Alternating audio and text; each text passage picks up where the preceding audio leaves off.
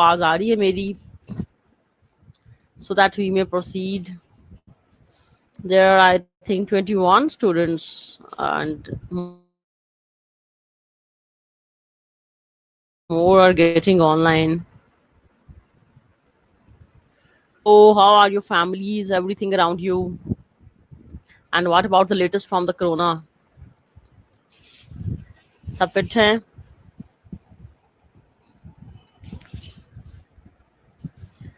आज जैसे कि तुम लोगों ने कहा था, आज हम लोग जो है ना वो लिपिड्स को रिवाइज करेंगे, ठीक है, क्योंकि मेरे ख्याल में किया भी हमने चैप्टर स्लाइड से था. So today we will do it from the book.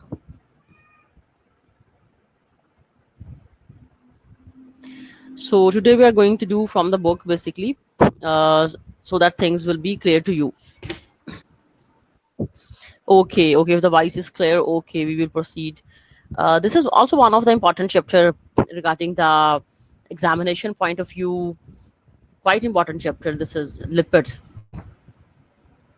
because there are certain things which are important, like fatty acids, lipid classification, functions of cholesterol, prostaglandins. So there are a number of things basically which are important, and what we are going to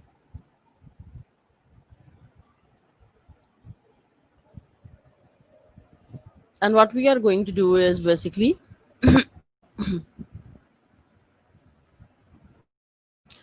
we will do a quick overview of the lipids. I hope कि तुम लोगों ने भी पहले एक दफा पढ़े होंगे, ठीक है. If you have revised it, तो वो बहुत इजी हो जाता है, ठीक है, अगर तुम लोगों ने बुक से किया हो. लेकिन अगर तुम लोगों ने जो है ना, अगर बुक से नहीं किया ना, तो फिर जो है that will be definitely not easier for you ना. तो आई एडवाइस यू कि वो जो स्ट्रक्चर्स वगैरह थे, ठीक है, मेरी उन स्लाइड्स में थे, बट वैसे तुम लोग जो है ना अपना चैप्टर फोकस बुक से ही करेंगे हम. तो जी दे आर ऑर्गेनिक कंपाउंड्स, ठीक है, फैटी एसिड और अल्कोहल से मिलके बने हैं. And they are not soluble in water, means they are not soluble in polar solvents, ठीक है, but they are soluble in non polar solvents like the ether है, एसीटोन है, क्लोरोफॉर्म है, बेंजीन है, उनमें डिजोल्व हो जाते हैं, बट वाटर में डिजोल्व नहीं होते. यही वजह है कि अगर तुम लोग कभी if you mix the lipids in the water, तो उसके लिपिड्स जो है ना उसके ऊपर एक लेयर सी बना लेते हैं पानी के ऊपर ना, ये खुद डिजोल्व नहीं होते पानी में. They are lighter than water, ठीक है, इसलिए ऊपर आ जाते हैं. They leave greasy mark on paper, किसी कपड़े पे किसी पेपर पे गिरे तो उसमें मार्क छोड़ देते हैं. Triglyceride, cholesterol, bile salt, steroid hormones, सारे इसकी सब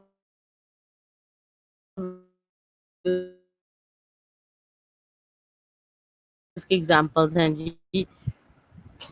Now, the fatty acids are the organic acids that occur in nature and are aliphatic monocarboxylic acid made up of hydrocarbon chains. अब जो फैटी एसिड्स हैं उस दिन भी बताया था, ठीक है, एलिफेटिक मोनोकार्बोक्सिलिक एसिड्स हैं, यानी कि हाइड्रोकार्बन की चेन है जिसके एंड पे जो है ना वो एक फैटी एसिड, वो कार्बोक्सिलिक एसिड COOH ग्रुप लगा हुआ है, ठीक है. हाइड्रोकार्बन यानी कि जैसे मीथेन, इथेन, ब्यूटेन, ठीक है, that is the long chain of hydrocarbon. और उसके एंड पे जो है वी हैव बेसिकली उसके एंड पे we have the carboxylic group के, तो ये बन जाता है एक फैटी एसिड. अब ये सैचुरेटेड भी हो सकते हैं और अनसैचुरेटेड भी हो सकते हैं फैटी एसिड्स, ठीक है. They are the major components of lipids, और मिनिमम फैटी एसिड्स में 2 कार्बन एटम्स होते हैं, ठीक है, और मैक्सिमम जो है 24 तक कार्बन एटम्स. नॉर्मल जो है 24 ज़्यादा भी हो सकते हैं, लेकिन लिपिड्स में जो है ना वो 4 से लेकर 24 तक जो है ना कार्बन एटम्स वाले फैटी एसिड्स ज़्यादा कॉमन है. 2 टाइप्स हैं फैटी एसिड्स की, एक सैचुरेटेड, एक अनसैचुरेटेड, ठीक है. तो सैचुरेटेड का मतलब क्या है, which does not contain the double bond, जिसमें सिर्फ सिंगल बॉन्ड प्रेजेंट है. और अनसैचुरेटेड का मतलब ये है कि इसमें कम से कम जो है ना वो एक डबल बॉन्ड लाजमी प्रेजेंट है, लेकिन 1, 2, 3 भी हो सकती हैं डबल बॉन्ड, ठीक है. सो डबल बॉन्ड्स कैन बी 1, 2 और 3. तो अगर तो एक डबल बॉन्ड होगी तो उसको हम क्या कह रहे हैं, मोनो अनसैचुरेटेड फैटी एसिड्स, ठीक है. और अगर एक से ज्यादा डबल बॉन्ड होगी तो it will be called as poly unsaturated fatty acid, ठीक है. तो ये जो पॉली अनसैचुरेटेड फैटी एसिड्स है ना, इनकी बायोलॉजिकल इंपॉर्टेंस ग्रोथ के लिए बहुत ज्यादा है, ठीक है. इनकी बायोलॉजिकल इंपॉर्टेंस काफी ज्यादा पॉली अनसैचुरेटेड फैटी एसिड्स की। Poly unsaturated fatty acids which are not synthesised in body, इसको हम कहते हैं एसेंशियल फैटी एसिड्स। ठीक है, poly unsaturated fatty acids which are not synthesised in our body, जो हमारी बॉडी में सिंथेसाइज नहीं हो रहे,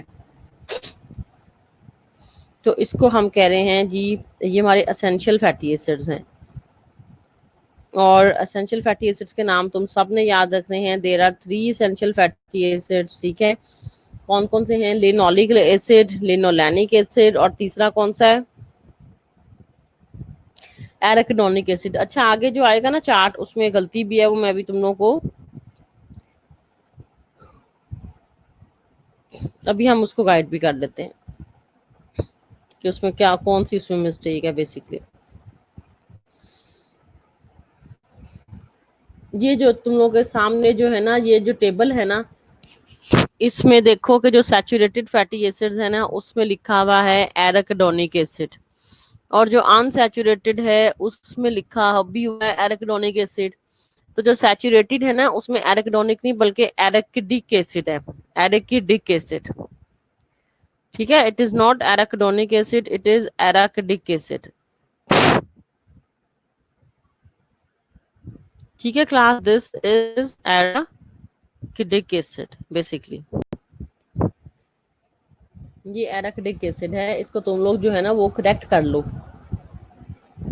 दोनों में नहीं है ये। एराकिडिक एसिड जो है ना दैट इज बेसिकली सैचुरेटेड, और एराकिडोनिक एसिड जो है दैट इज unsaturated. ठीक है, is it clear to you that in the list of saturated fatty acid there is arachidic fatty acid? ठीक है, तो ये saturated है, और जो arachidonic है वो unsaturated है।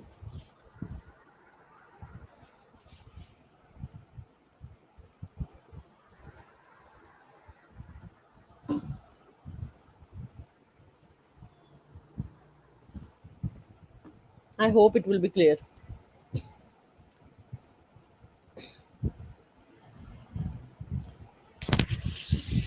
एराकिडिक एसिड जो है ना that is saturated fatty acid. ठीक है, दोनों जगह पे सैचुरेटेड अनसैचुरेटेड में एराकिडोनिक का नाम लिया। ठीक है, जो सैचुरेटेड फैटी एसिड हैं उसमें एराकिडिक एसिड है, एराकिडोनिक एसिड नहीं है। ठीक है, सेकंड लास्ट वाला जो लिखा हुआ है सैचुरेटेड की लिस्ट में, आखिरी से ऊपर वाले को देखो, उसको करेक्ट कर लो, वो एराकिडोनिक नहीं एराकिडिक एसिड है। ठीक है, जो एराकिडोनिक है वो unsaturated poly unsaturated fatty acid है। ठीक है, एराकिडोनिक, ये करेक्ट कर लो।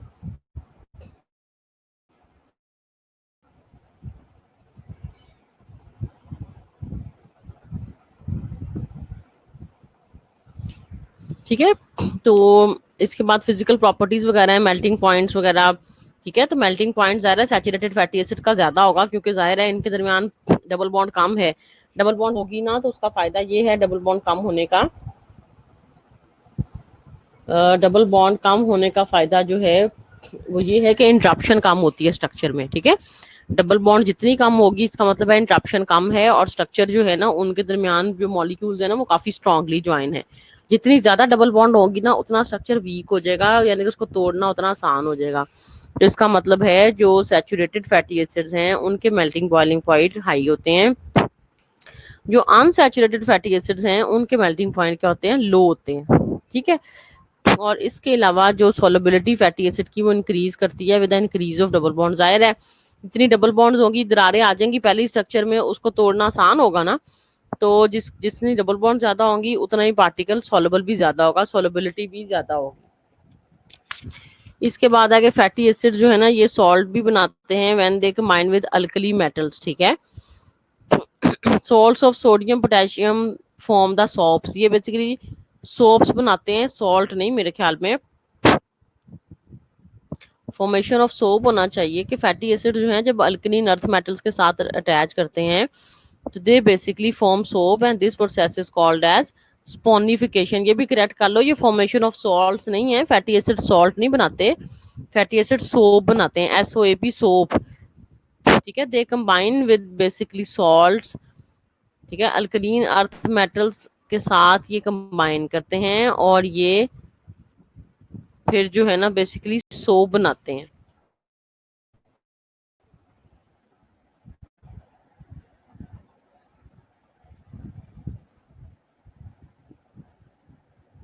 क्योंकि सॉल्ट्स का तो समझ नहीं आ रहा। फैटी एसिड्स स्पॉनिफिकेशन से ये है कि हाँ, स्पॉनिफिकेशन से ये है कि ये सॉल्ट बना सकते हैं स्पॉनिफिकेशन से। हाँ ठीक है। ये स्पॉनिफिकेशन का जब प्रोसेस होता है तो एक तो सोप बनता है ना, जो बाकी रह जाता है ना वो बेसिकली सॉल्ट रह जाता है। फॉर्मेशन ऑफ डिटर्जेंट्स इसी तरह से जो है ना, जब रिड्यूस किया जाए ना फैटी एसिड्स के कार्बोनाइल ग्रुप को, ठीक है, तो ये बेसिकली जो है ना अल्कोहल्स बनाते हैं। और अल्कोहल्स जो है ना वो फिर इनमें अगर हम सल्फेट ऐड कर दें तो ये डिटर्जेंट्स बना सकते हैं। ठीक है, तो हम ये कह सकते हैं कि फैटी एसिड्स जो हैं वो डिटर्जेंट्स बनाने के भी काम आते हैं। और डिटर्जेंट्स हमें पता है कि गुड इमल्सिफायर्स हैं। ठीक है, detergents are good emulsifiers. Ester formation, जब भी फैटी एसिड किसी अल्कोहल के साथ कंबाइन करेगा ना, whenever fatty acid combine with the alcohol, तो this reaction is called as, जो इनके दरमियान जो बॉन्ड बनेगी ना उसको हम कहते हैं एस्टर बॉन्ड। ठीक है, फैटी एसिड्स जैसे ग्लिसरॉल के साथ रिएक्ट किया है, ग्लिसरॉल भी अल्कोहल है ना, तो बेसिकली ये बॉन्ड बनाएगा एस्टर बॉन्ड। ठीक है, तो मोनो डाई ट्राई जो है ना ग्लिसराइड बन सकता है ये, क्योंकि हमें पता है कि ग्लिसरॉल का स्ट्रक्चर में 3 कार्बन एटम्स होते हैं। याद है ना ग्लिसरॉल का structure. Prostaglandin formation fatty acids जो हैं जी वो 20 कार्बन जिसमें हो वो क्या है, प्रोस्टाग्लैंडिन्स भी बना सकते हैं। ठीक है, prostanoic acid is derived from the essential fatty acid arachidonic acid. और प्रोस्टाग्लैंडिन्स का जो प्रिकर्सर है ना जिससे ये बनती हैं जिस फैटी एसिड से, वो है एराकिडोनिक एसिड। या में आज के प्रोस्टाग्लैंडिन किस फैटी एसिड से बन रही है, तो प्रोस्टाग्लैंडिन किस फैटी एसिड से बन रही है, prostaglandin from the arachidonic acid. ठीक है, अब फैटी एसिड सॉल्ट बना रहे हैं, डिटर्जेंट्स बना रहे हैं, एस्टर फॉर्मेशन यानी कि एस्टर बॉन्ड बना रहे हैं, और इसके अलावा प्रोस्टाग्लैंडिन्स बना रहे हैं। ठीक है, दीज आर द, ये इसकी प्रॉपर्टीज हैं। ठीक है, केमिकल प्रॉपर्टीज समझ लो फैटी एसिड्स की हैं। वी हम लिपिड्स की बात नहीं कर रहे, we are talking about just fatty acids. Special reactions of fatty acids, first is hydrogenation. It is the process by which the hydrogen is added to the unsaturated double bond present in oil. Once the hydrogenated, the unsaturated fatty acid becomes saturated fatty acid. जो unsaturated fatty acids हैं, जब इनकी reduction होती है, जब इनमें hydrogen add होती है, तो ये जो है ना unsaturated ये चेंज हो जाते हैं सैचुरेटेड फैटी एसिड में। यानी कि जो डबल बॉन्ड है वो टूट जाती है, ब्रेक कर जाती है और सिंगल में चेंज हो जाती है। ठीक है, और ये जो प्रोसेस है ना ये बेसिकली इंडस्ट्रीज में यूज होता है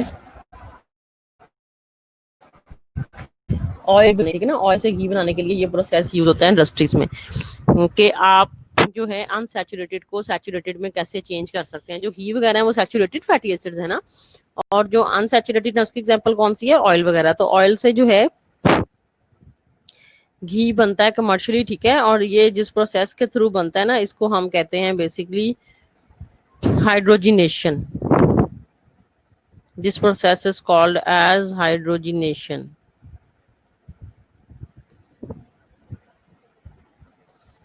ठीक है,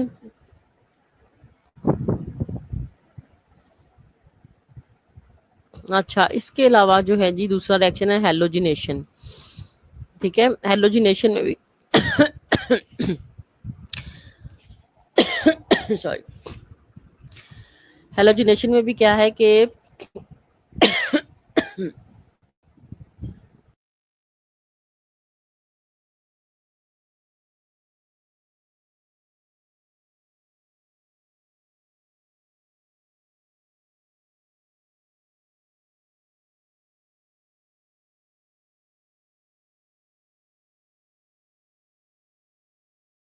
अच्छा जी,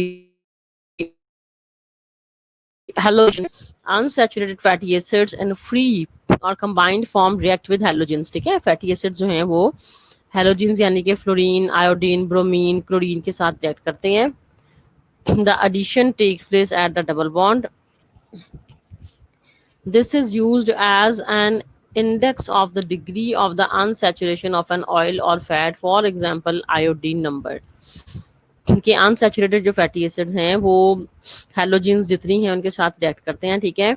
और ये जो रिएक्शन है ना, ये बेसिकली यूज होता है कि कितना जो है ना बेसिकली आपका जो फैटी एसिड है या जो आपका लिपिड है वो उसमें डिग्री ऑफ अनसैचुरेशन कितनी है, यानी कि डबल बॉन्ड्स कितनी है। तो आयोडीन नंबर को जज करता है। अब आयोडीन नंबर क्या है? The number of grams of the iodine, the number of grams of the iodine,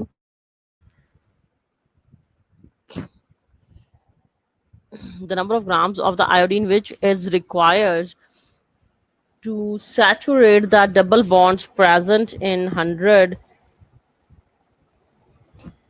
the number of grams of iodine which is required to saturate the double bonds present in 100 gram of the fat, ठीक है, कि हमें कितनी iodine चाहिए जो कि 100 ग्राम fat को basically जो है ना सैचुरेट कर दे, ठीक है। तो वो जितने ग्राम आयोडीन चाहिए ना हमें 100 ग्राम फैट को सैचुरेट करने के लिए, यानी कि डबल बॉन्ड्स को सैचुरेट उसमें सिंगल में चेंज करने के लिए हमें जितनी आयोडीन चाहिए, बेसिकली जितने ग्राम आयोडीन चाहिए उस नंबर को हम कह रहे हैं आयोडीन नंबर।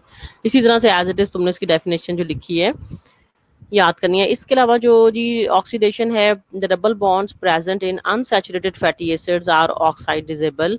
जो अनसैचुरेटेड फैटी एसिड्स में डबल बॉन्ड्स होती है ना, जब उनको हम ऑक्सीजन से उनका रिएक्शन करवाएं, यानी कि उनको एयर से एक्सपोज करें बेसिकली,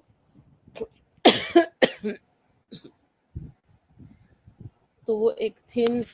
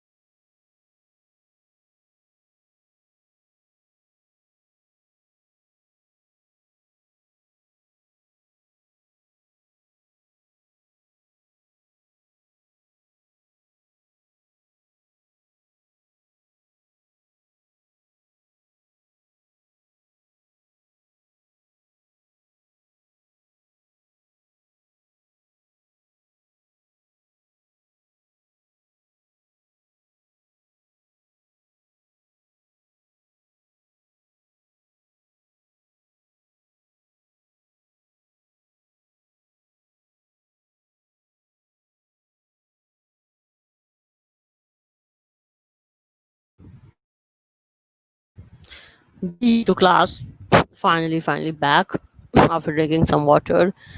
अच्छा जी, ऑक्सीडेशन में ये है कि ये जब इनका एक्सपोज करें हम एयर से फैटी एसिड्स को, तो basically they form the thin transparent coating, continuous coating on the surface to which oil is applied. यही वजह है कि ये जो हम घर में पेंट वगैरह करते हैं ना वॉल्स पे या दरवाजों पे, इनमें हम ऑयल ऐड करते हैं। जो एक कोट बनता है ना पेंट का, करते हैं ना single coat double coat, basically paint तो कलर है, इसका जो कोट बनता है ना, जो कोटिंग बेसिकली होती है ना, that is basically due to presence of the oil, presence of the basically fatty acids in it, ठीक है। यहाँ ऑयल्स जो हैं इसके अंदर, जब हम ऑयल डालते हैं ना, तो उसकी वजह से पेंट का जो है ना कोट बनता है, क्योंकि एक्सपोजर जब करता है ना एयर से, तो वो एक ट्रांसपेरेंट सी कोटिंग बना देते हैं ऑयल्स। ये इसकी प्रॉपर्टी है। इसके बाद है फंक्शंस लिपिड्स के। They are components of cell membrane and cell organelles. They are storage form of energy. They are good emulsifying. Function सारे वही हैं, तुम लोग पढ़ोगे, ठीक है। फंक्शंस में ऐसा कोई नहीं है वो बात, ठीक है। वाइटामिन बना रहे हैं, हॉर्मोन्स बना रहे हैं। हाई इसकी स्टेटी वैल्यू है, 1 ग्राम से 9 किलो कैलोरी एनर्जी मिल रही है, ठीक है। ट्रांसपोर्टेशन में हेल्प कर रहे हैं। तो फंक्शंस एज सच जो है ना वो डिफिकल्ट नहीं है। हम करते हैं इसकी जो है ना, तुम लोग आ जाओ क्लासिफिकेशन पे। क्लासिफिकेशन ऑफ लिपिड्स, ठीक है। सिंपल लिपिड्स है, कंपाउंड लिपिड्स है, डिराइव्ड लिपिड्स है। तो सबसे पहले हमारे पास है बेसिकली सिंपल लिपिड्स, ठीक है। They are the esters of fatty acids with alcohol, ठीक है। सिंपल लिपिड्स में आ जाते हैं हमारे पास फैट एंड वैक्सेस, ठीक है। जो फैट है ना, न्यूट्रल फैट्स, उसमें दोनों चीजें आ जाती हैं, यानी कि उसमें फैट्स भी आ जाता है और ऑयल भी आ जाते हैं, ठीक है। जो हमारी फैट्स है ना, न्यूट्रल फैट्स, उसमें फैट्स भी आ जाते हैं, सॉलिड फैट्स, और लिक्विड यानी कि ऑयल्स भी, दोनों चीजें आ जाएंगी। तो सिंपल में हमारे पास हो गया एक फैट एंड ऑयल ग्रुप, दूसरा हो गया वैक्सेस। अब जो फैट्स हैं उसको हम कह रहे हैं ट्राई इसाइल ग्लिसरॉल। इसका मतलब है कि फैटी एसिड जब ग्लिसरॉल के साथ रिएक्ट करते हैं तो वो बनाते हैं ट्राई इसाइल ग्लिसरॉल। अब जो है ना बेसिकली लिपिड समझ लो 2 चीजों से मिलके बनना है, एक फैटी एसिड और एक ग्लिसरॉल। दूसरा ये कि जो टैग है ना न्यूट्रल फैट्स, जो अल्कोहल है ना जिसके साथ लिपिड रिएक्ट कर रहा है, वो है ग्लिसरॉल। अंबर हम लोग एंड पे डिस्कस करते हैं रिगार्डिंग द पेपर, ठीक है। पहले लेक्चर कर लें, मोस्ट प्रोबेबली एमसीक्यूज ही हैं, ठीक है, पेपर में, क्योंकि दूसरों की जरा सेटिंग नहीं हो रही, तो ज्यादातर एमसीक्यूज ही हैं एग्जाम में। लेकिन देखो एमसीक्यूज भी इसी थ्योरी में से हैं, अगर थ्योरी याद करोगे तो एमसीक्यूज आएंगे ना। और एमसीक्यू में तुम्हारे पास चांस भी कोई नहीं है, करेक्ट को सही करोगे फिर ही नंबर मिलने हैं। अगर ऐसी क्यूज हो तो शायद बंदा थोड़ा बहुत लिख ही देता है।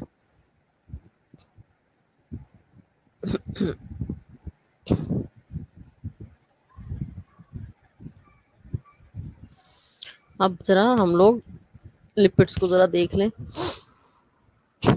तो जी इसमें जो है ना फैट टैग्स में जो अल्कोहल है ना, दैट इज ग्लिसरॉल, ठीक है। अब इसके अलावा जो है जी numbers of OH of glycerol in an acyl glycerol differentiates these acyl glycerol mono और डाई और ट्राई, ठीक है। देखो जितने ग्लिसरॉल के साथ फैटी एसिड अटैच होंगे ना, वो बताएगा ये मोनोडाइग्लिसरॉल है, ट्राइग्लिसराइल ग्लिसरॉल है, ठीक है। तो नॉर्मली ये ट्राइसाइल ग्लिसरॉल होते हैं, ठीक है, क्योंकि 3 फैटी एसिड ग्लिसरॉल के साथ अटैच करते हैं। वो तीनों सैचुरेटेड फैटी एसिड्स होंगे तो उसको हम कह रहे हैं फैट्स। तीनों अनसैचुरेटेड फैटी एसिड्स होंगे तो इसको हम क्या कहेंगे, ऑयल, ठीक है। फैट एंड ऑयल में यही डिफरेंस है। अब प्रॉपर्टीज इसकी, न्यूट्रल फैट्स की क्या प्रॉपर्टीज हैं। टैग में बी लिक्विड और non crystalline solids eight room temperature, और टैग जो लिक्विड होते हैं रूम टेम्परेचर पे उसको हम कहते हैं ऑयल्स। प्योर जो फैट्स एंड ऑयल्स हैं ना वो कलरलेस हैं, ऑर्डरलेस हैं, टेस्टलेस हैं, और इनमें जो स्मेल या जो अपीयरेंस आती है ना, ये आती है due to presence of impurities dissolve in it, या जो मार्केट वालों ने प्रिजर्वेटिव्स वगैरह डाले होते हैं ना, उसकी वजह से बेसिकली ना इनमें आते हैं, ठीक है। 3 हाइड्रोक्सी ट्यूब ब्यूटानॉन, ठीक है। ये इन्होंने लिखा हुआ इस वजह से कि इसमें जो है ना इम्प्योरिटीज यानी कि बैक्टीरिया की वजह से।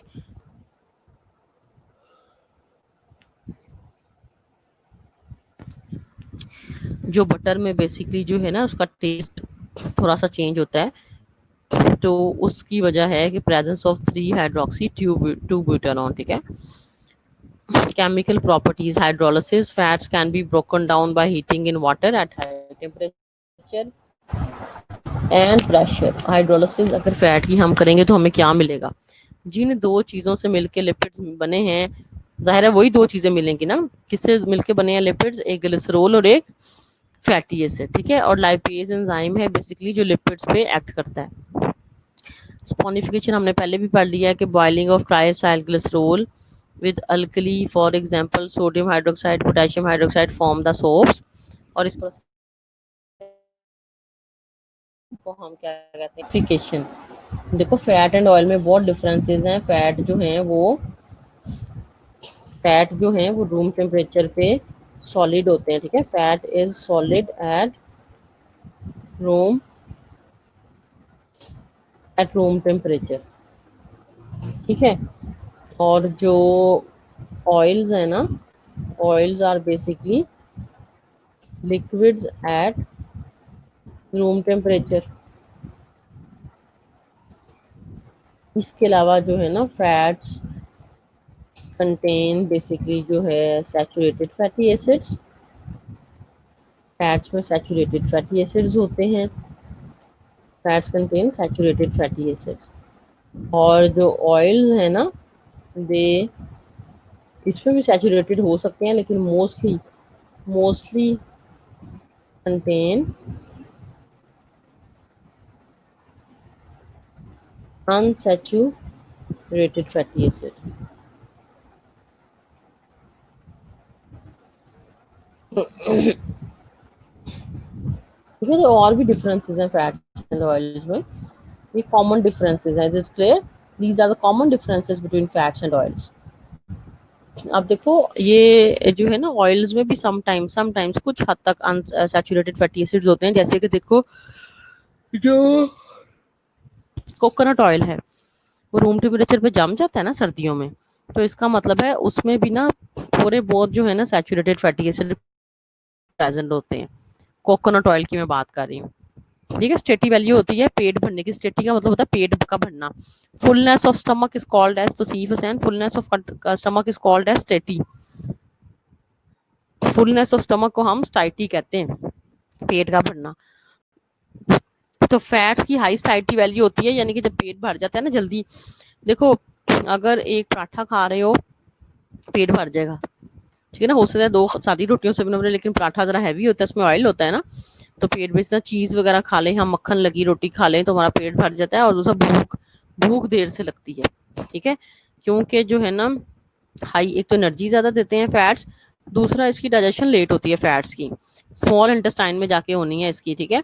तो कार्बोहाइड्रेट्स की तो माउथ में ही शुरू हो जाती है डाइजेशन, तो जाहिर है डाइजेशन जब जाके स्मॉल इंटेस्टाइन में होनी है तो इसका तो हमें भूख देर से लगेगी। दूसरा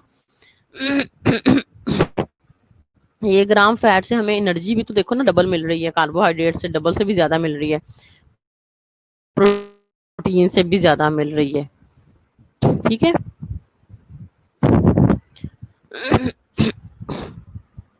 Sponification number, it is defined as number of milligrams of potassium hydroxide required to sponify the fatty acids in 1 gram of fat।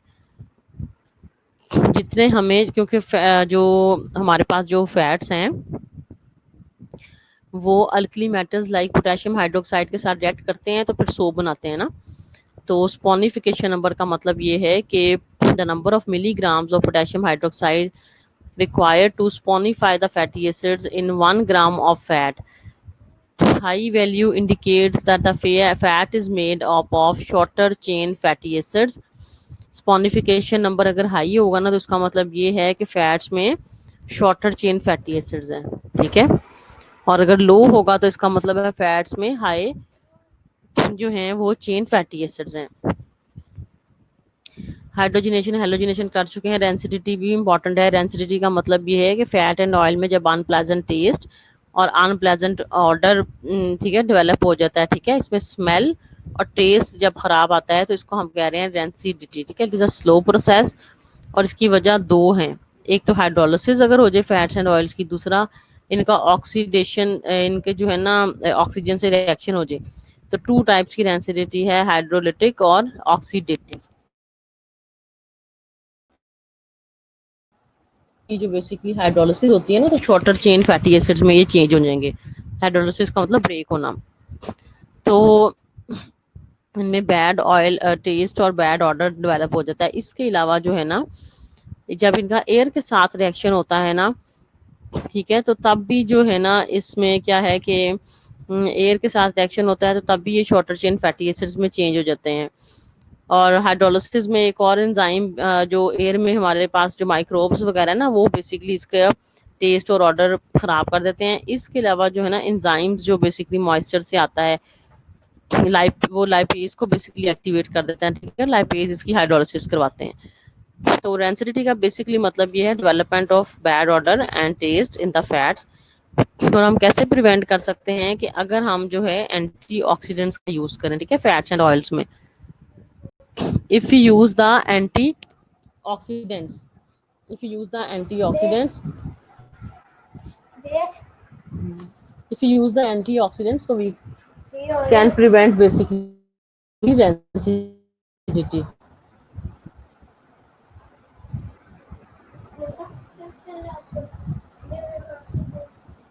उधर ही था, मैं अभी लेके आई थी उधर ही। रैंसिडिटी को हम कैसे प्रिवेंट कर सकते हैं? By adding the antioxidants like vitamin E. ठीक है, विटामिन ई हमारा मेजर क्या है? एंटीऑक्सीडेंट है।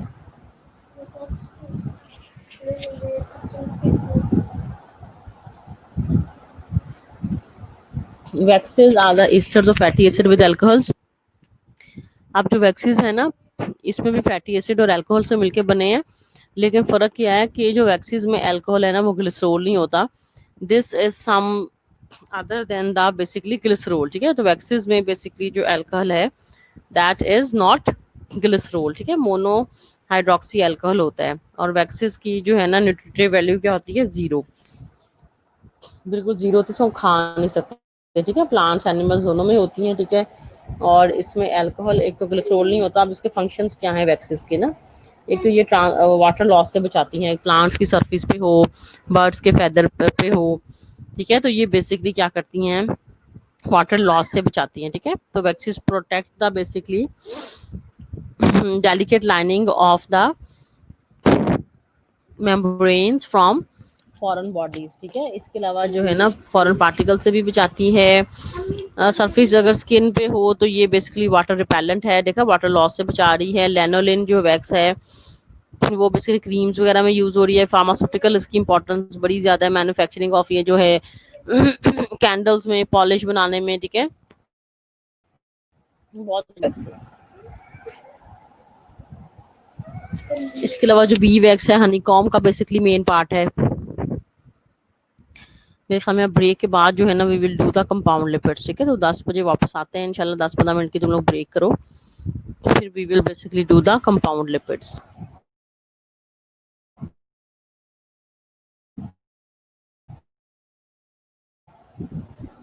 ठीक है, तो we will go for the basically break.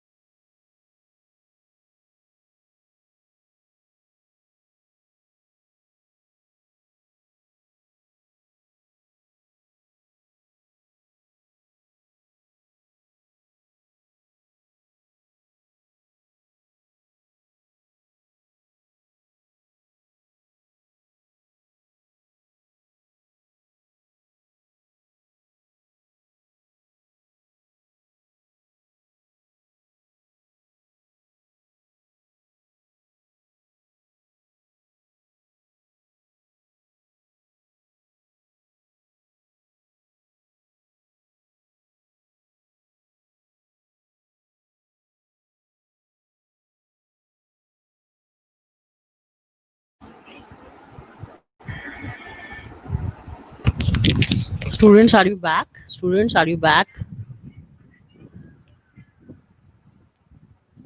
Students, are you back?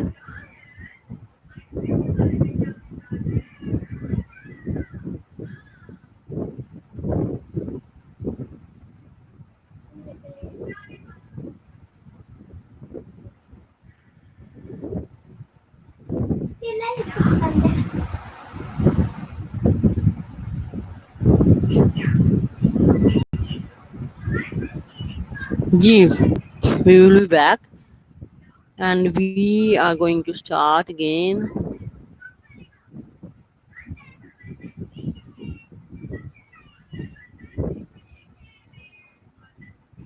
Just wait, just wait. Okay, finally. So we are basically studying about the compound lipids, ठीक है, जिसमें हमारे पास है फॉस्फोलिपिड्स, ठीक है। तो और फॉस्फोलिपिड्स की जो है ना ढेर सारी टाइप्स हैं, ठीक है, जो हम इंशाल्लाह करते हैं। लेकिन इसमें ये है कि जो कंपाउंड लिपिड्स हैं ना, फॉस्फोलिपिड्स हैं इसमें और ग्लाइकोलिपिड्स हैं, ठीक है। तो फॉस्फोलिपिड्स जहाँ पे भी आएंगे इसका मतलब ये है कि they contain definitely a phosphate group, ठीक है। व्हेन बेसिकली जब फॉस्फोलिपिड्स आएगा तो उसके नाम से ही लग रहा है basically they contain a phosphate group.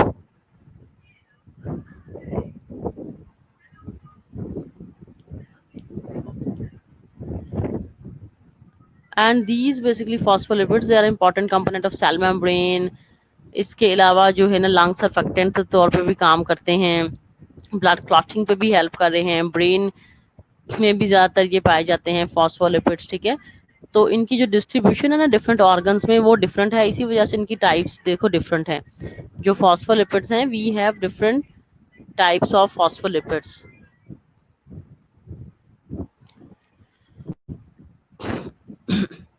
Phosphate containing lipids हैं, ठीक है जी, एग योक में प्रेजेंट है, इलेक्ट्रॉन ट्रांसपोर्ट चेन में प्रेजेंट है, जैसे कि ग्लिसरोफॉस्फोलिपिड इसकी फर्स्ट टाइप है, ठीक है। They are called the phosphoglycerides और ग्लिसरोफॉस्फेटिडाइड्स। अब ये जो जी इसकी फर्दर जो है ना फर्दर इसकी सब टाइप्स भी हैं बेसिकली, ठीक है। गुड इमल्सिफाइंग एजेंट्स हैं, they help in the signal transmission across the cell membrane, they are the component of the lung surfactant. और बहुत ज़्यादा टाइप्स हैं फॉस्फोलिपिड्स की, जैसे कि phosphatidic acid, lecithin, cephalin and plasmalogens, ठीक है।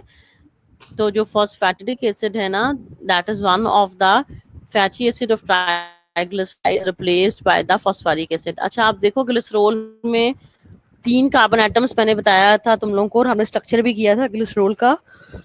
तो इसमें जो 3 कार्बन एटम्स है ना फैटी एसिड जो ग्लिसरॉल के तीनों के साथ जो है ना वो फैटी एसिड अटैच होता है, ठीक है। लेकिन फॉस्फोलिपिड में क्या होता है कि उन 3 में से जो है ना 2 के साथ फैटी एसिड अटैच होता है और जो तीसरा वाला है ना कार्बन एटम ग्लिसरॉल का उसमें फैटी एसिड नहीं अटैच होता उसके साथ, बल्कि फॉस्फेट ग्रुप अटैच होता है, ठीक है। तो ये बेसिकली स्ट्रक्चर का डिफरेंस है फॉस्फोलिपिड्स का। ग्लिसरॉल होता है इसमें अल्कोहल और फैटी एसिड होता है, चीजें तो वही 2 हैं जो बाकी लिपिड्स भी बना रही हैं, ग्लिसरॉल एंड फैटी एसिड, ठीक है।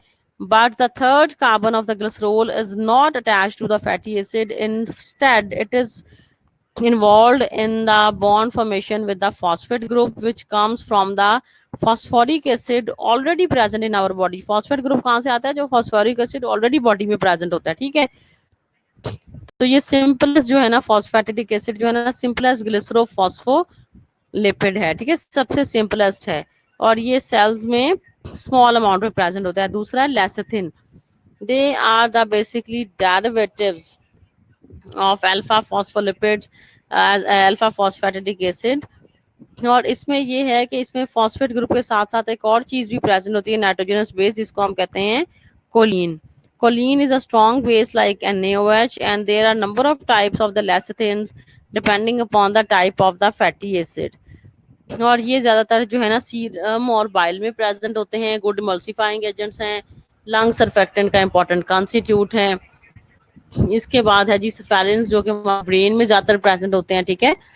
और इसमें भी इसमें ये है कि उसमें जो नाइट्रोजनस बेस है ना कोलिन, इसमें वो रिप्लेस कर दी जाती है किससे? एंथैलोमीन से या सीरीन से या इनोसिटोल से, ये तीनों भी जो है बेसिकली नाइट्रोजनस बेसिस ही हैं, और ये ब्रेन में हाई कंसंट्रेशन में प्रेजेंट होते हैं। इसके अलावा ब्लड क्लॉटिंग में भी रोल प्ले कर रहे होते हैं। ये लिपिड्स की क्लासिफिकेशन का उन्होंने जो है ना एक चार्ट सा बना के दिया हुआ है, विच इज गुड वन। प्लाज्मेलोजेंस जो है जी, इसमें जो है ना, इसमें बेस एंथैलोमीन भी हो सकती है, लेकिन तीनों इसमें प्रेजेंट होती है, कोलिन और सीरीन भी प्रेजेंट होती हैं। और ये स्केलेटल मसल्स में, प्लेटलेट्स में प्रेजेंट होते हैं, और ये प्लेटलेट्स को जब भी कोई इंजरी होती है ना, तो साइट ऑफ इंजरी पे, साइट ऑफ वोन पे ना प्लेटलेट्स को मूव करते हैं, ठीक है। They are platelet activation factor, ताकि ना क्लॉट बन सके। इसके अलावा जो है ना एलर्जिक और हाइपर सेंसिटिव रिएक्शंस में भी इनका रोल है। They mediate the acute inflammatory reactions और एनाफिलेक्टिक शॉक वगैरह जो होता है ना, जैसे किसी को गलत ब्लड लग जाए तो एनाफिलेक्टिक शॉक वगैरह हो जाता है, थ्रेटनिंग कंडीशंस को भी ये कॉज करते हैं, ठीक है। इसके अलावा ये न्यूट्रोफिल्स और जो हमारे बेसिकली वाइट ब्लड सेल्स के हिस्से हैं, मैक्रोफेजेस वगैरह को ना, इनको भी बेसिकली जो है सुपर ऑक्साइड रेडिकल्स को जनरेट करने में हेल्प करते हैं। और हमें पता है कि रेडिकल्स जो है ना, they are not good for the human health. जो सुपर ऑक्साइड रेडिकल्स हैं, ये हमारी बॉडी के लिए अच्छे नहीं हैं, ये हमारी बॉडी के स्ट्रक्चर्स में तोड़ फोड़ करते हैं, ठीक है। तो प्लाज्मेलोजेंस के कुछ नेगेटिव रोल भी हैं बेसिकली। इसके बाद है स्फिंगोफॉस्फोलिपिड्स। अब जो स्फिंगोफॉस्फोलिपिड है ना, ये है तो फॉस्फोलिपिड, लेकिन इसमें जो एल्कोहल है ना, वो ग्लिसरॉल नहीं होगा। इसमें जो अल्कोहल है वो कौन सा है? स्फिंगोसीन। अल्कोहल कौन सा है इसमें? बेसिकली स्फिंगोसीन।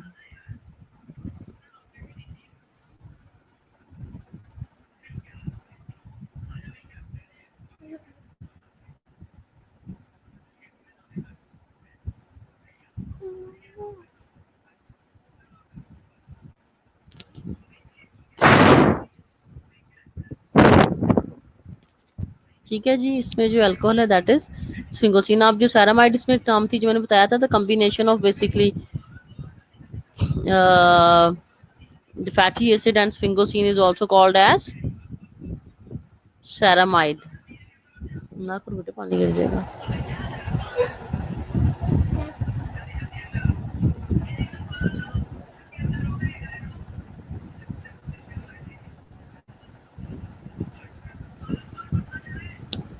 अच्छा जी, अब जो फैटी एसिड और स्फिंगोसीन का कॉम्बिनेशन है, जिसको हम कह रहे हैं ceramide. Sphingosine is a unsaturated nitrogen containing 18 carbon alcohol है स्फिंगोसीन, ठीक है। और sphingomyelins are present in large amounts in brain and nerve tissue and small amounts in blood, ठीक है। ब्लड में कम प्रेजेंट होते हैं। प्लाज्मेलोजेंस का मैंने ये बताया है कि ये जो है ना हमारी बॉडी में सुपर ऑक्साइड जो है फ्री रेडिकल्स, उनको जनरेट करते हैं। तो फ्री रेडिकल्स तुम्हें पता है अच्छे नहीं है। फ्री रेडिकल्स क्या करते हैं? बॉडी में तोड़ फोड़ करते हैं, बॉडी के स्ट्रक्चर को खराब करते हैं। दूसरा, ये एनाफिलेक्टिक शॉक जो होते हैं ना, उनको मेडिएट करते हैं, ठीक है। किसी भी एलर्जी यानी कि किसी भी मेडिसिन का रिएक्शन हो जाए, एनाफिलेक्टिक शॉक, उनको भी मेडिएट करते हैं ये। ग्लाइकोलिपिड्स जो हैं जी, कंपाउंड लिपिड्स हैं। इसमें आप ग्लाइको से ला रहे हैं कि इसमें शुगर भी प्रेजेंट है, ठीक है।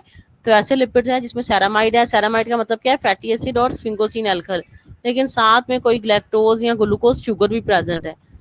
They are mostly present in the white matter of the brain, ठीक है। माइलिन शीथ में प्रेजेंट है। Various types of glycolipids differ from each other, ठीक है।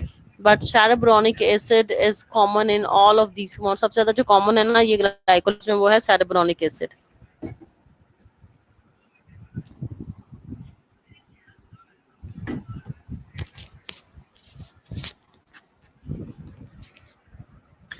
Ganglioside, these compound lipids gangliosides are composed of ceramide plus galactose और glucose. अच्छा, अब ganglioside में एक चीज और है कि इसमें जो है ना वो ग्लूकोयूरोनिक एसिड वगैरह और जो हमने अमाइनो शुगर्स वगैरह पढ़े थे ना, वो भी इसका मेन कंपोनेंट है। एन एसिटाइल न्यूरोमैनिक एसिड और एन एसिटाइल हेक्सोसामीन, जो अमाइनो शुगर्स हमने कार्बोहाइड्रेट में पढ़े थे, तो they are the basically important components of the gangliosides. और ये brain, spleen, red blood cells, nerve cells, सब में ये प्रेजेंट होते हैं। सेल मेम्ब्रेन का कंस्टिट्यूट है। नर्व इम्पल्स की डिलीवरी में भी ये बेसिकली हेल्प कर रहे हैं।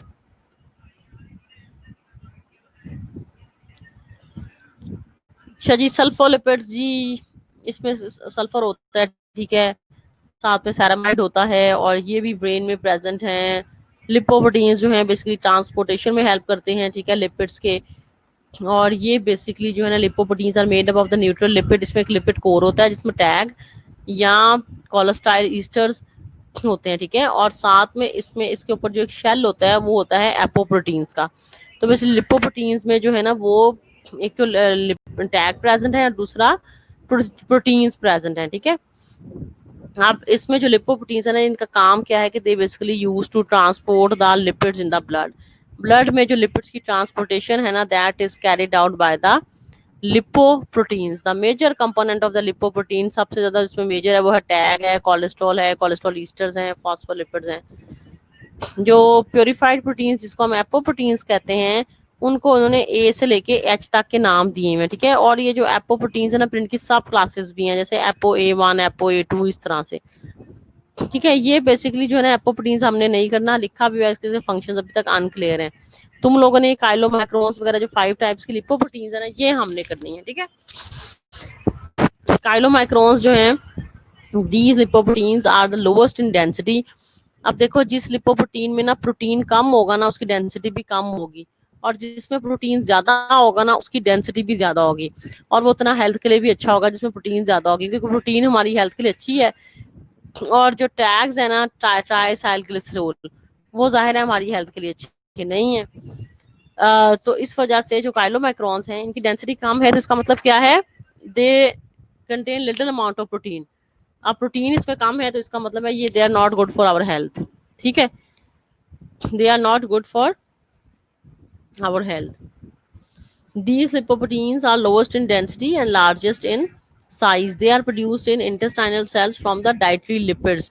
मेजर एपोप्रोटीन्स वाली लाइन चाहे रहने देना, ठीक है। तो काइलोमाइक्रॉन्स मेजर कैरियर्स हैं। अब जब इसकी ब्रेकडाउन होती है काइलोमाइक्रॉन्स की, ये टैग से मिलके बने हुए हैं और ग्लिसरॉल से मिलके बने हुए हैं, तो फिर जाहिर है इसकी ब्रेकडाउन से हमें फैटी एसिड मिलेगा और ग्लिसरॉल मिलेगा, क्योंकि इसमें ज्यादातर टैग है ना ट्राइसाइल ग्लिसरॉल। और ट्राइसाइल ग्लिसरॉल किससे मिलके बना है, ट्राइसाइल ग्लिसरॉल जाहिर है फैटी एसिड और ग्लिसरॉल से मिलके बना है ना।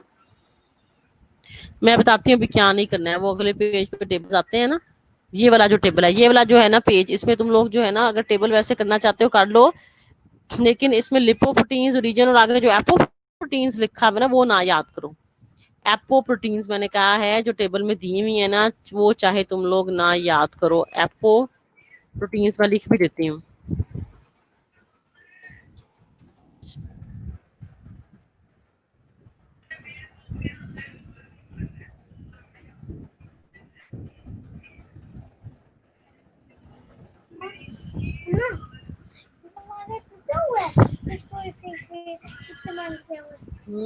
कौन गई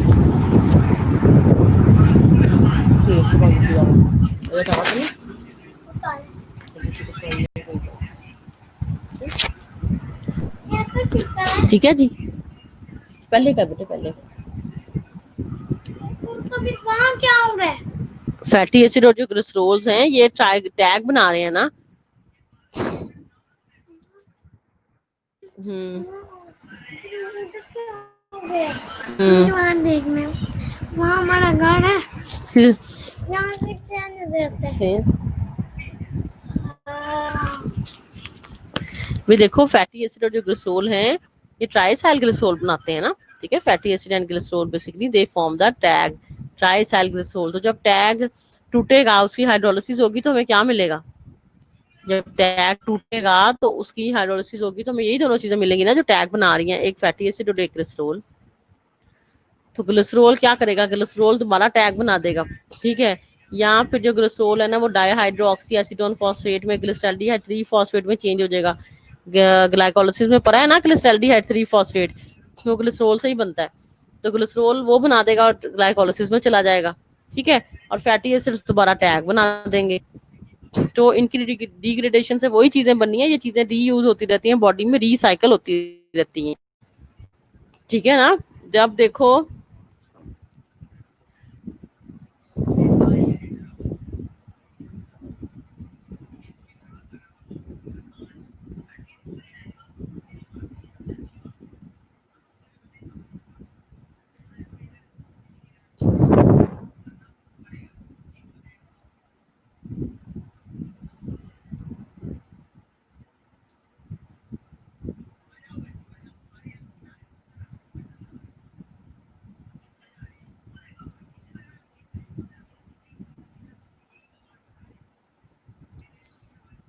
जी क्लास, हेलो। मैंने ये कहा है कि टेबल वैसे तुम लोग रिव्यू कर लो, ठीक है, रिव्यू कर लो, बस एक बार पढ़ लेना। टेबल ऐसा सच नहीं है, वो अगर लिपोप्रोटीन्स वगैरह आया तो वो काइलोमाइक्रो वगैरह ही आएगा ना, ठीक है। तो जस्ट रिव्यू करो, ऐसा नहीं कि रट्टे शिट्टे लगाने लग जाओ, बस पढ़ो जरूर टेबल को, जस्ट रिव्यू द टेबल, ठीक है। और उसमें जो है मैंने कहा एपोप्रोटीन्स रहने देना, रिव्यू कर लो लेकिन टेबल को। आने को कुछ भी आ सकता है, लेकिन मैं कह रही हूँ बस रिव्यू कर लो टेबल को, ज्यादा नहीं करने की जरूरत, बाकी चैप्टर तुम लोग पढ़ लो पूरा, ठीक है। ये इसका अच्छा जी। अब ये वेरी लो, जब ये काइलोमैक्रोन्स की ब्रेकडाउन होती है ना, तो वेरी लो डेंसिटी लिपोप्रोटीन्स बनते हैं, ठीक है। ये लिवर में बनते हैं, और ज्यादातर अगर हम कार्बोहाइड्रेट रिच डाइट खाएं ना, तो फिर ये VLDL बनते हैं, ठीक है। ये मेजर कैरियर्स हैं, ये भी टैग के ट्राइसाइल ग्लिसरॉल के। इसमें भी वही कहानी लिखी हुई है कि जब फैटी टैग जो है वो ब्रेक करता है, तो फैटी एसिड और ग्लिसरॉल मिलते हैं। ग्लिसरॉल DHAP या ग्लिसरॉल्डिहाइड 3 फॉस्फेट बना देता है, ठीक है। और जब ये VLDL टूटेगा तो हमें मिलेगा IDL, intermediately dense lipoproteins. Lisa,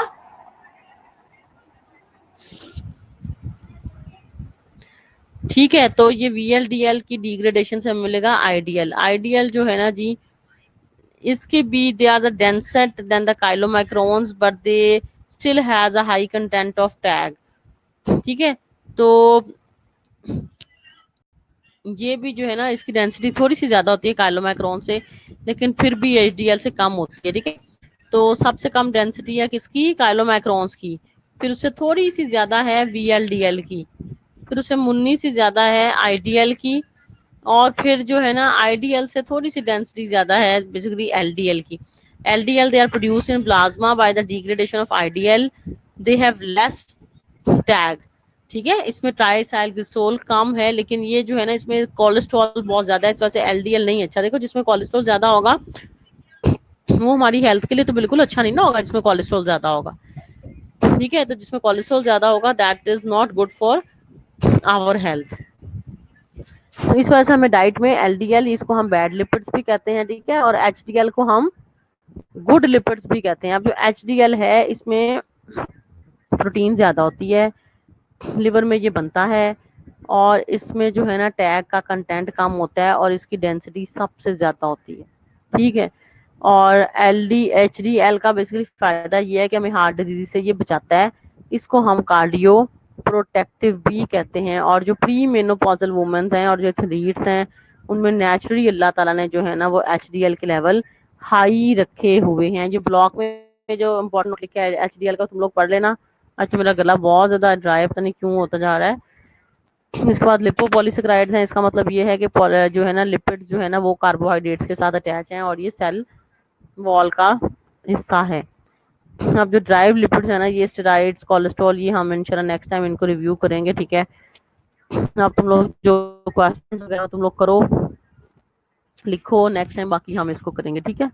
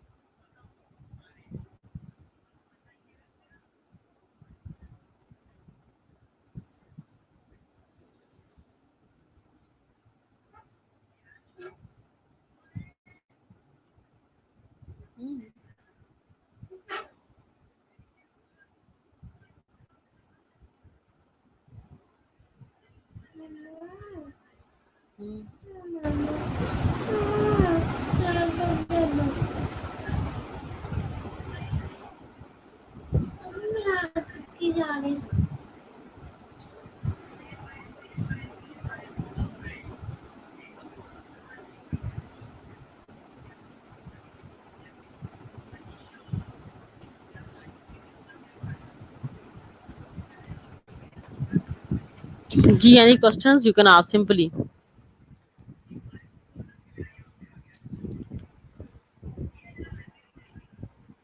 lipoproteins में मैंने ये कहा है कि तुम लोगों ने पढ़नी है। मैंने कहा टेबल में मैंने कहा एपोप्रोटीन वाले जो कॉलम है ना वो छोड़ देना, बाकी टेबल मैंने कहा रट्टा ना लगाओ, वैसे ओवरव्यू कर लो टेबल का, ठीक है। तो just overview of table is important. ऐसा नहीं है कि पूरा टेबल आप रट्टा लगाने बैठ जाओ।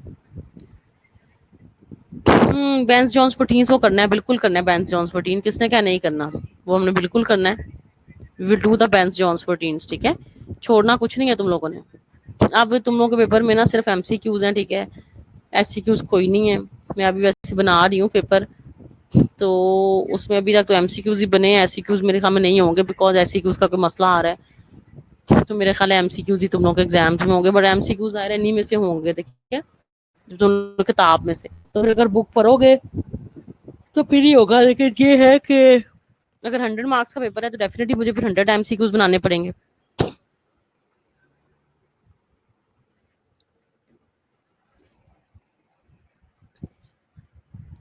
और 10 से 12 का टाइम पेपर का है, डेट शीट तुम लोगों के साथ शेयर होगी 2 से 4 का टाइम तुम लोगों के वाइवा का है। वाइवा के लिए जूम पे मैं तुम लोगों को इनविटेशन लिंक भेज दूंगी, उसको मैं आज देखती हूँ जरा, ठीक है। तो उसमें ये है कि आपके जो है ना, नहीं वो ये है कि लेट्स सी कि अगर बायोकेमिस्ट्री और न्यूट्रिशन दोनों के मैंने बनाने हैं ना, तो फिर आई विल सी अभी कितने बनाती हूँ, ठीक है। अभी ये मैंने नंबर का मुझे नहीं पता, 50 बनाने हैं, 60 बनाने हैं, 70 बनाने हैं, लेट्स सी। तुम लोग अपनी तैयारी करो, तैयारी रखो तुम लोग अपनी अच्छी, ठीक है।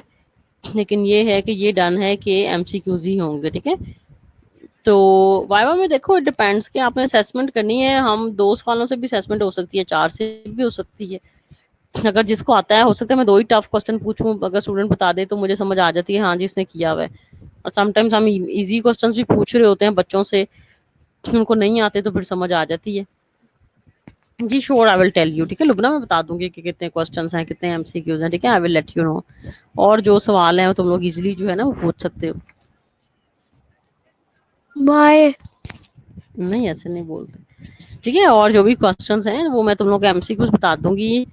ऑनलाइन पोर्टल पे अपना जाके, सबका ऑनलाइन होता है, किसी का कोई मसला तो नहीं है उसका ईमेल एड्रेस का, क्योंकि अगर मसला हुआ तो प्लीज वो पहले ही कर लो ना। 10 से 12 का टाइम है, लेकिन इसमें ये है कि तुम लोग try to get online earlier ना, ताकि तुम लोग का कोई नेट का प्रॉब्लम है, क्योंकि वो उस टाइम के बाद जो है डिस्प्ले नहीं होगा पे टेस्ट।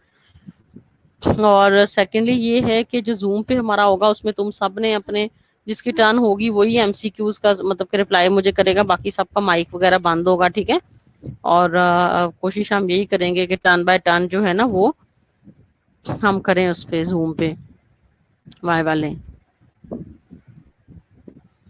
जिसकी टर्न होगी वही बोलेगा बस, ठीक है। हाँ नहीं नहीं इंशाल्लाह ऐसा तो मसला कोई नहीं है, but do prepare, do well prepare ना, तैयारी भी तो इम्पोर्टेंट है ना, तैयारी भी तुम लोगों ने करनी है ना, सिर्फ वो बाकी कहानियां नहीं ना है ये सारी। तो इसका मतलब बाकी भी एग्जाम्स के तुम लोगों के सबके एमसीक्यूज ही हैं, बाकी टीचर्स भी एमसीक्यू बना रहे हैं, कोई एससीक्यू नहीं बना रहा। बाकी टीचर्स के क्या रिव्यूज हैं। जी वाइवा जो है ना वीडियो पे होगा ना, वीडियो कॉलिंग पे होगा। Viva will be take place on the Zoom and I will send you the link, I will share you the with the link and that will definitely to the video call. और वो link में meeting का जो भी है तुम लोगों से शेयर कर दूंगी, उस पे फिर 1 बाय 1 जो है ना होगा। तो जिसका वाइवा हो जाए वो अपना रूम जो है छोड़ता जाए, ठीक है ना। वीडियो लिंक पे होगा, जैसे एक बच्चे का वाइवा हो गया तो वो चला जाए, दूसरे का हो गया वो चला जाए, ठीक है।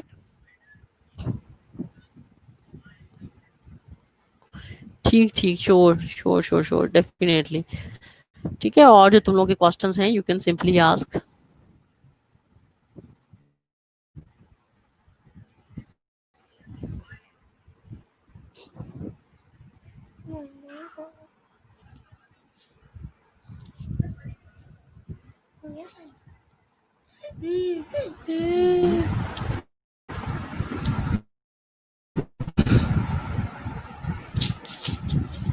अच्छा ठीक है, तुम लोग दूसरे भी टीचर से ना तुम लोग पूछो, ठीक है ना, कि क्या सीन है। क्योंकि देखो अगर एमसीक्यूज ही रखने हैं, मेरा तो ख्याल था कि एक दो एमसीक्यूज भी होने चाहिए, बट ये है कि जैसे ही अगर टीचर कहते हैं तो we will do as your coordinator said, now according to that we will prepare your exam, and the viva will also be held according to that.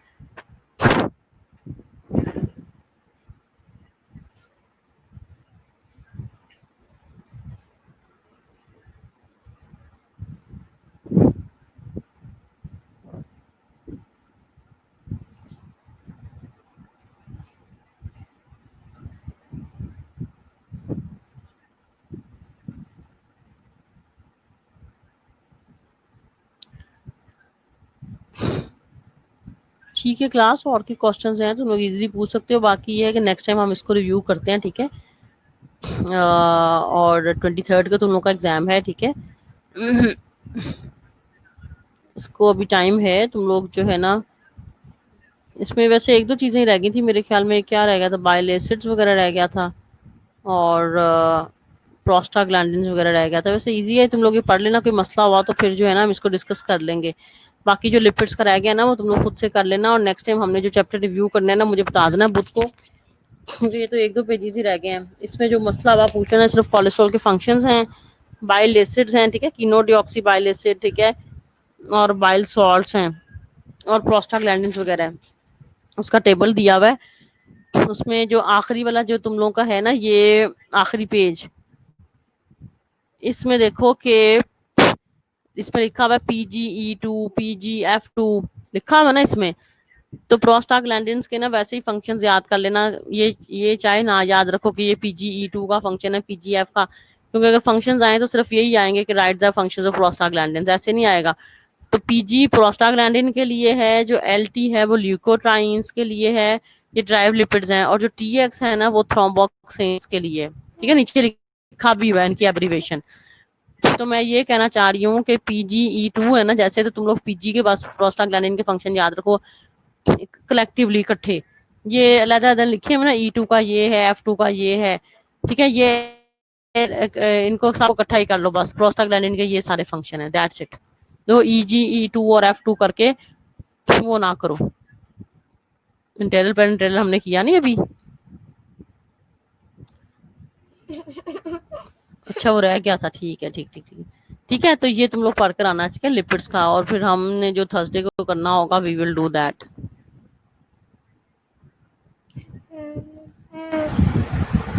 ठीक है क्लास, और इफ देयर एनी क्वेश्चंस,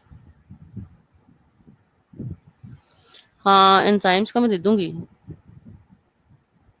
जी जी जी बिल्कुल, मुझे याद आ गया, मैं अभी तुम लोगों को ना स्लाइड्स जो है ना वो मैं ग्रुप में शेयर कर रही हूँ, ठीक है, कल वाली जो थी, I am going to share.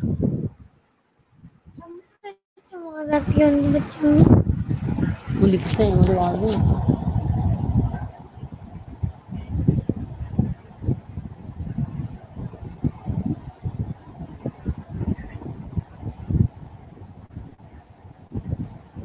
Laptop लेके बैठ जाते हैं।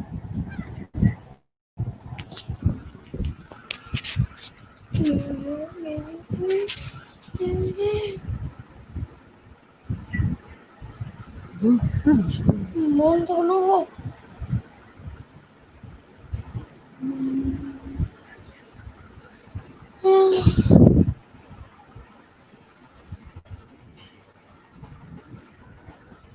मैं अभी तुम लोगों को ना स्लाइड शेयर कर देती हूँ class, I will share you slides.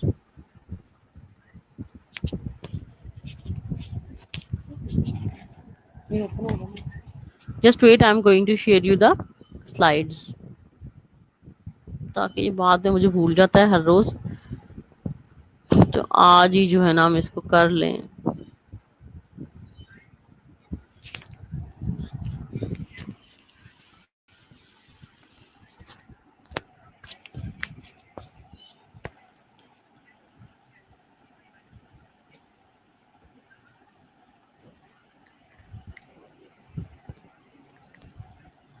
कल और